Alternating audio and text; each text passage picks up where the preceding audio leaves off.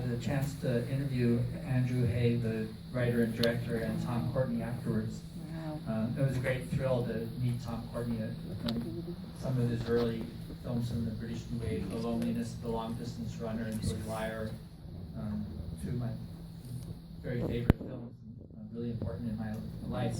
But Andrew Hay was telling me this amusing story about how the scenes of Charlotte Rampling's character Kate walking the dog across the Broads, the German Shepherd Max, they shot a lot of those in the initial days of production, and on the very first day of shooting, the dog, this big German Shepherd, pulled Charlotte Rampling into a ditch, and he was afraid that she had broken her leg or something, and that he had just lost his leading lady for the film, and that the whole thing was going to gone to hell. I hope you agree. It's a very powerful film in a very quiet, reserved way.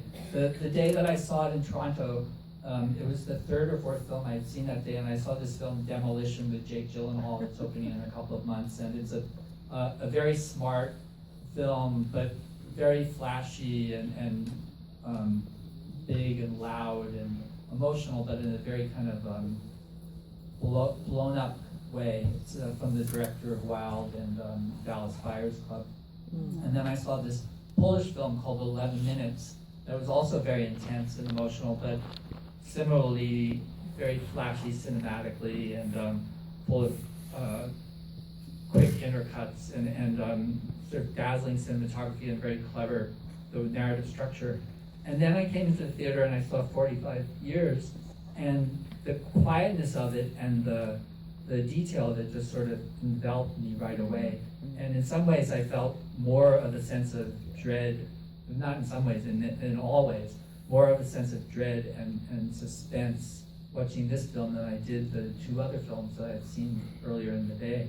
There's in some ways it's like a horror movie, this film. It's one of those classic horror films where a family that seemingly had everything, a perfect house, a comfortable life, all of a sudden there's a demon that appears that sort of creeps its foot out the door, or a ghost in the basement, and it works its way into the house and into the family or the couple's life, and until it's such a presence that it destroys the peace and the tranquility that was there.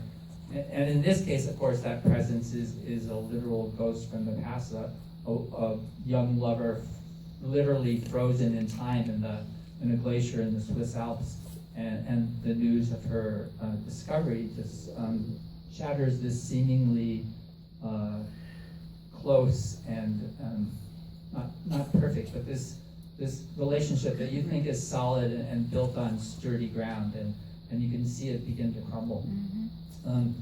This is the first time that Tom Courtenay and Charlotte Rampling had worked together. In fact, they had never even met each other before they started work on this film. And I think it speaks to both the brilliance of the script, but to the two actors, that you accept almost immediately that this is a couple that have lived together for 45 years and shared big moments and the small mundane moments, and just sort of the way they can finish each other's sentences and just sort of comfortably sit in the living room late at night and reading a book or watching television. It just they feel authentic. They feel like a real couple. On another level, the film is about the loss of youth and growing older, and I think it was brilliant to cast these two icons of the British cinema of the early 60s, when swinging London and just sort of all the energy that was coming out of Britain at that time.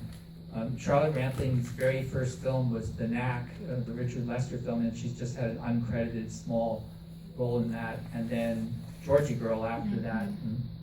And then she went on, of course, to make The Damned with Visconti and The Night Porter, and she's had an incredible career, and the fact that this is her first Oscar nomination in a 50-year career is it's criminal, but it makes it, even though this is a small film from a small distributor, and the competition this year they're all exceptional performances. I'm sort of hoping that the Academy will recognize her, not just for this performance, but for her career.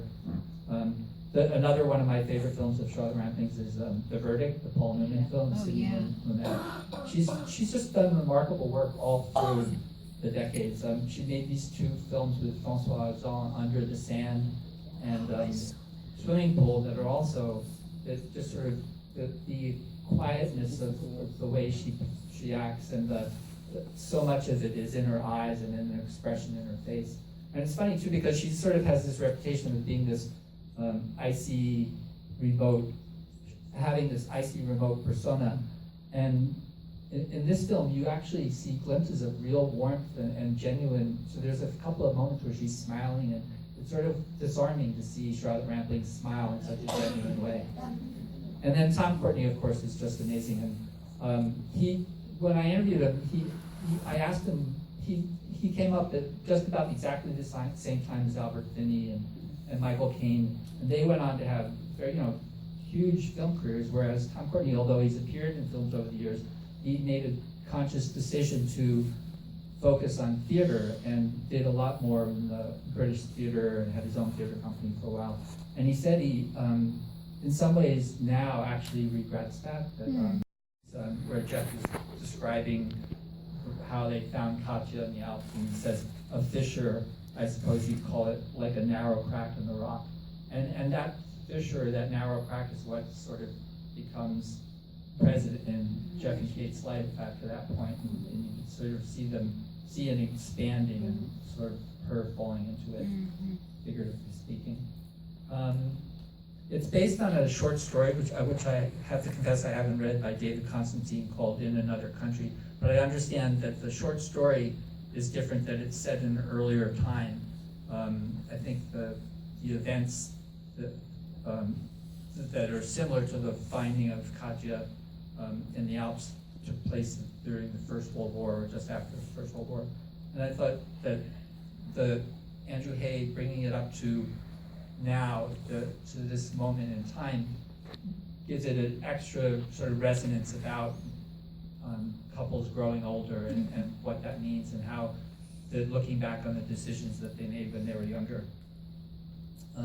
I'm eager to hear your thoughts on the film and what you thought of it. And does anyone care to kick off?